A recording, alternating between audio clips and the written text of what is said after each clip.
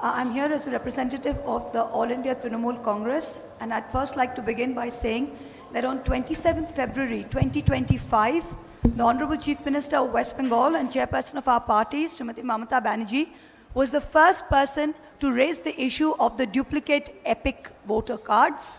And we first met with the Election Commission on the 6th of March. We wrote them a letter. Since then, we have written them 5 letters, submitted a memorandum. The deadline for solving the issue of the duplicate EPIC cards by their own admission was the 7th of June. The deadline has since passed. Second, what I come to now, the reason why we are all here is this absolutely shameful and I would say display of puppetry by the Chief Election Commissioner yesterday at the press conference. The job of this Election Commission, which is a constitutional body with a constitutional mandate, is not to attack the opposition. Mr. Commissioner, sir, I would urge that you leave that to your political masters. I'm going to go very quickly, one by one, through some of the points that he raised and rebut them, so we can all see how ludicrous some of these claims were. Number one, the special summary revision, the SSR, concluded in Bihar in January 2025, and continuous revision was done till June. That was the list that had been signed off by the Election Commission. Yesterday, you tell us that out of 65 lakh deletions, 22 lakh were dead people who were not recorded. So what are you trying to tell us? That all the previous lists and the list on which the Lok Sabha elections 2024 were done were fraudulent, were incorrect? If that is indeed the case, then all of your election commissioners, your entire election commission, current and previous years should be prosecuted, and this current Lok Sabha, which is based on fraudulent election lists, should be dissolved immediately. Because the credibility of the people's mandate and the legitimacy of this government is at stake. That's the first thing. The second thing, the election commissioner is going on asking the opposition for affidavits. What is an affidavit? Please understand, you can do a suo motu inquiry when someone raises an objection if your intentions are bona fide. We are only pointing out flaws in your own documents. Are you asking us to authenticate your own documents by an affidavit? These are your documents that have flaws by your own admission. You yourself said that 22 lakh people were there and they were not put on record, so that is a flaw. Can you, Mr. Chief Election Commissioner, put on affidavit that this list of 65 lakh deletions are correct? If this list is correct, then you cannot put on affidavit that the list with the 22 lakh deaths which are not put on record, all previous lists are incorrect. Either it is one or it is the other. You are asking us to authenticate your documents while you are publicly saying that they are wrong from previous years. The third thing, yesterday the list of 65 lakh voters has been published with reasons. Can I remind everyone that the Election Commission fought tooth and nail every step along the way. I was among the first petitioners on behalf of the All India Trinamool Congress against the Bihar SIR revision along with ADR. Every step of the way, the Election Commission said, we will not give you these names, we will not give you reasons for deletion, we will not accept Aadhaar cards, and we have no statutory obligation to do so. Today you are doing it because the Supreme Court has asked you to do it. Even then you are lying. I use this unparliamentary word lying because that is actually the truth. You come out and you say that there is a Supreme Court judgment which says it cannot be machine readable. Can I tell you that the 2018 Justice Sikri's judgment, Kamal Nath versus Election Commission of India, paragraph 24, I have the judgment here, only says, however, it is not necessary to go into this aspect. It does not say that machine readable will violate the privacy of an individual. That is completely incorrect. The next point, you say that there are 65 lakh people which have deleted. You have shrunk the Bihar list from 7.9 lakh voters to 7.24. But you refuse to answer any question as to how many of those people have submitted documents or not. You refuse to answer. In the list of 7.24, if 20 to 30% are unable to provide documents, that means you will delete another 2 crore people tomorrow. Is that the situation? The next one. How is it possible that dead people are in the draft list and living people are on the deleted list? How can a dead person be on a draft list? It can only happen because the BLOs were signing the form themselves. This is the only reason, because BLOs were signing the form themselves.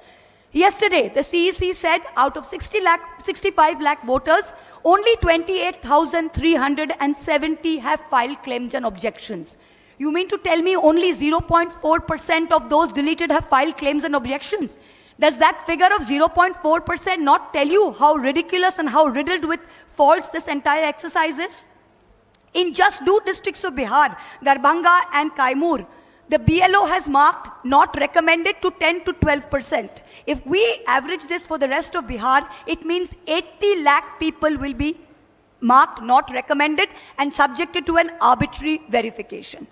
So based on all of these, we can go on till the cows come home. But can I tell you, based on just these 5 points yesterday that the CEC said, this is ludicrous. It is not the job of the Chief Election Commissioners to attack the opposition.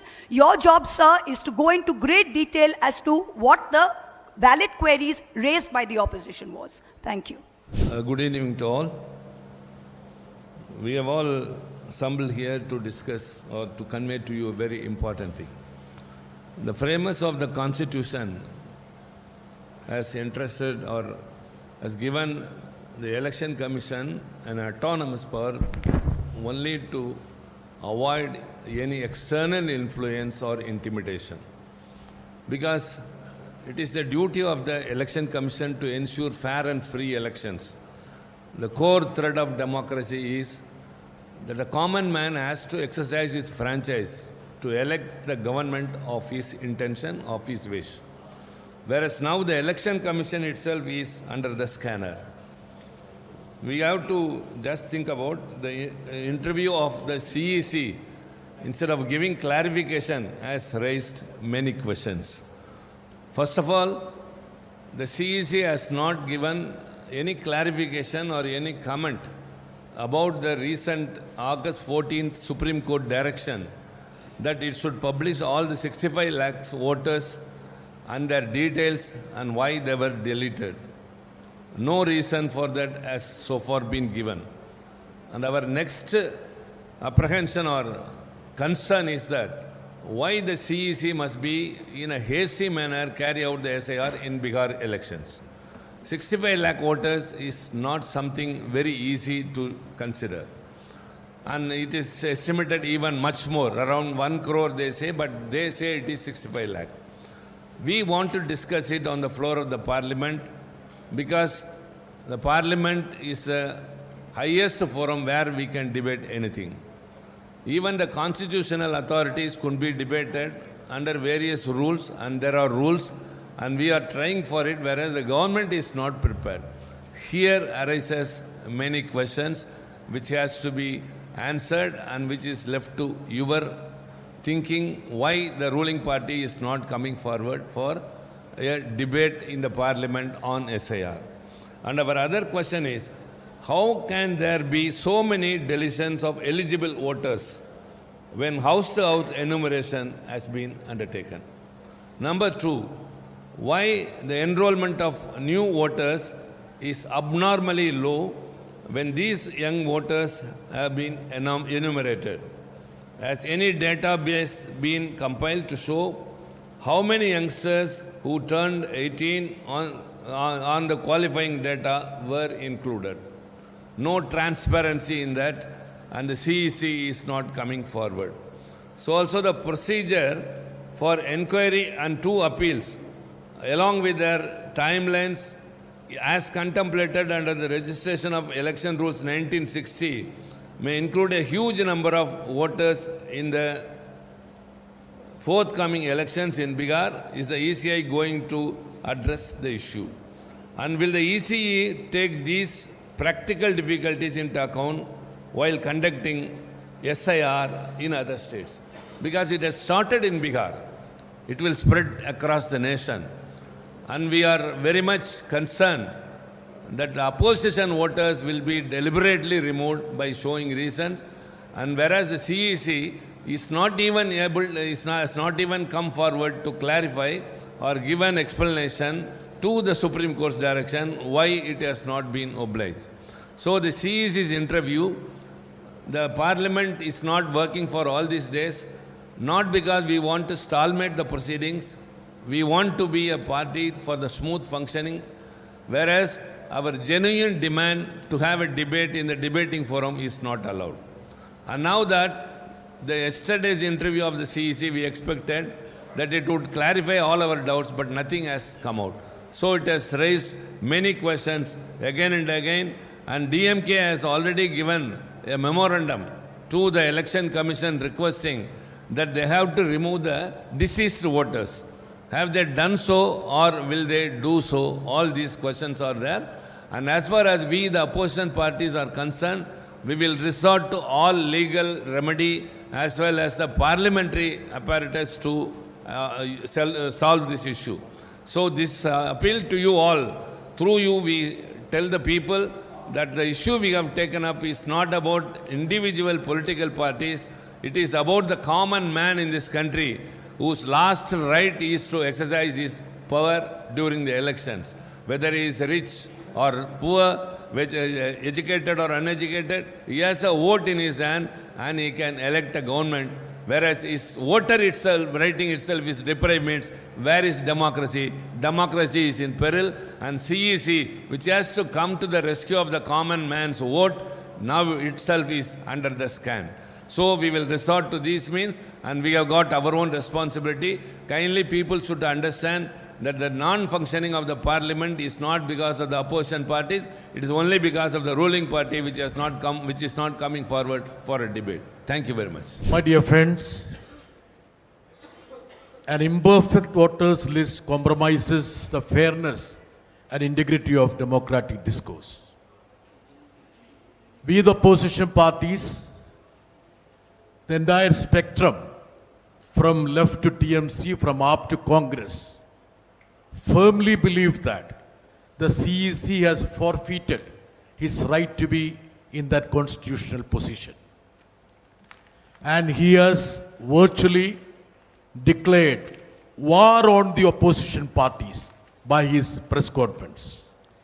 I will remind him about the press conference done by one of his predecessors, Mr. T.N. Session, wherein he had said that I am not part of the Indian government, I am part of the structure of the Indian nation. That was the profound statement done by none other than T.N. Session. From the beginning, the government had an ulterior motive to make Election Commission the B team of the government. That was the reason why in 2023, the government brought in a law to circumvent the judgment of the 5-member constitutional bench of the Supreme Court. But I would say that yesterday's press conference of Mr. Ganesh Kumar, he was not speaking everything false or falsehood. One of the golden statements of Ganesh Kumar yesterday was that the country is full of homeless people and orphans. That's why you have zeros in the place of addresses and A, B, C, D, E, F, G in the name of the parents. So he has actually belittled the Prime Minister who claims that there are no homeless people in this country. But according to the Election Commission, there are crores of people who are sleeping on the streets. And we feel that the Election Commission is biased, selective and unfair. Anurag Thakur, according to him, is part of the Election Commission associate. When the journalist asks a question, why are you not responding to the statement made by Anurag Thakur? The response was that my response is graded. Doesn't mean that he's upgrading the status of Anurag Thakur from a politician's status to the constitutional body status. And isn't the fact that Anurag Thakur also had invaded into the privacy of the individuals. He talked about one lady, Maimuna, having 3 votes in Kerala, whereas the so-called Maimuna were 3 individuals in 3 polling booths. So we feel that there is a diabolic game to make the voters list adulterate from Kerala to Kashmir. In Kerala, the lone seat the BJP has won has been managed by unfair, fraudulent means. Suppose the BJP decides they don't have a chance in other constituencies, they will bring all their sympathizers to one constituency and they will concentrate in that seat and they will win. So this has created a situation wherein we have no other option but to ensure that a protest is there so that the constitutional body adheres to the rules of the business. Thank you very much.